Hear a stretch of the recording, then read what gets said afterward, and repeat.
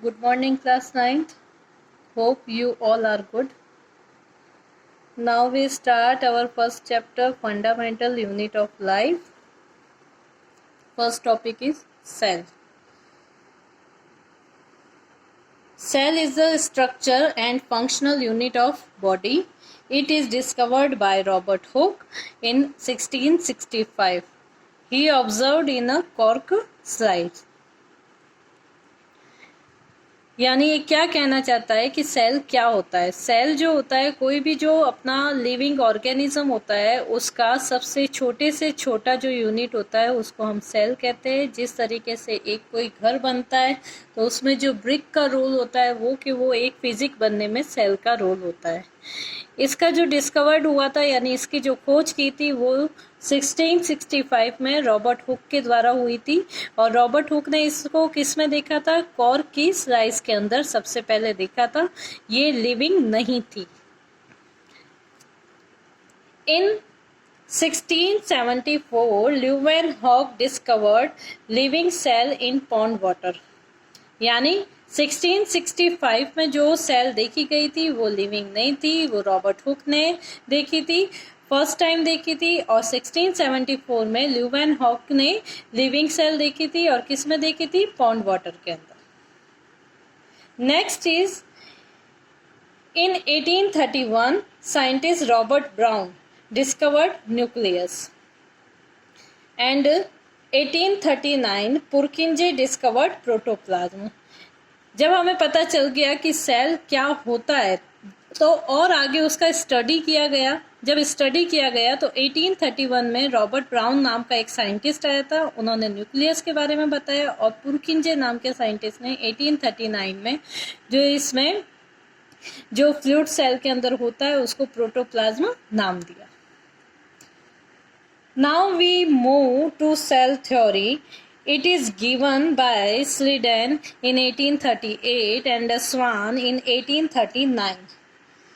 They give 3 states. First is all living things are made up of cell. Cell are the smallest unit of life and all cell come from pre-existing cell through the process of cell division. तो स्लीडन और स्वान ने cell की theory दी और उन्होंने बताया कि सारा जो भी लिविंग ऑर्गेनिजम्स होते हैं वो किनके बने होते हैं? सेल से बने होते हैं। सेल जो होता है कोई भी फिजिक का सबसे स्मॉलेस्ट और बेसिक यूनिट होता है। और जो भी नई सेल बनती है वो ऑलवेज किससे बनती है? जो पुरानी सेल होती है उनका सेल डिवीजन होता है और उसके थ्रू नई सेल बनती है। यानी all cells come from pre existing cells through the process of cell division. Then Virchow expanded this cell theory in 1855. According to him, 2 more states are added. 3 तो इन्होंने दिए ही थे स्लीडन और स्वान ने।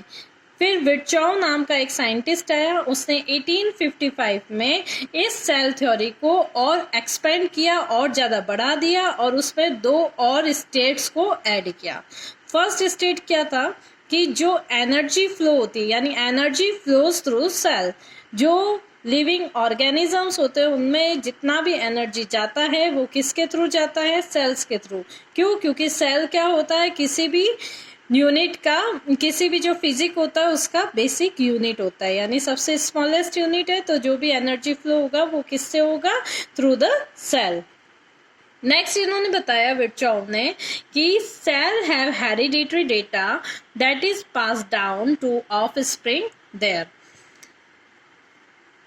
Cell have hereditary data that is passed down to their offspring. यानी इसने क्या बताया और कि जो सेल होती है उनके अंदर जो न्यूक्लियस है उसमें हेरिडिटरी डेटास को स्टोर करके रखा जाता है। जब सेल डिवीजन होता है तो और नई जो सेल बनती है तो पुरानी सेल से नई सेल के अंदर डेटास का ट्रांसफर होता है। तो ये जो हेरिडिटरी डेटा होता है ये पेरेंटल सेल से ऑफ स्प्रिंग में पास डाउन होता है। तो अगर हम वापस इसको देखना चाहें तो जो सेल थ्योरी है वो सबसे पहले किसने दी थी? स्लीडन और स्वान ने। कब दी थी? 1838 टू 1839 के अंदर। उन्होंने 3 स्टेट दिए थे। फर्स्ट स्टेट क्या था कि सारा जो लिविंग ऑर्गेनिज्म है, लिविंग थिंग है, वो सब किससे मिलकर बना होता है? सेल से। सेल जो होती है, कोई भी जो फिजिक होता है, कोई भी बॉडी होता है, उसका सबसे स्मॉलेस्ट पार्ट होता है। सारी जो भी सेल होती है, पुरानी सेल्स, ये सेल डिवीजन के थ्रू नई सेल को डिराइव किया जाता है, नई सेल बनती है। फिर विर्चाउ नाम का एक साइंटिस्ट आया था, उसने 1855 के अंदर इस सेल थ्योरी को एक्सपेंड किया और एक्सपेंड करके बताया, इन 3 स्टेट के अलावा 2 स्टेप को और इसमें ऐड किया और बताया कि जो एनर्जी फ्लो होता है वो सेल के थ्रू होता है और सेल के अंदर हेरिडिटरी डेटा स्टोर रहता है जो कि ऑफ स्प्रिंग में ट्रांसफर होता है, पास डाउन होता है। Okay, then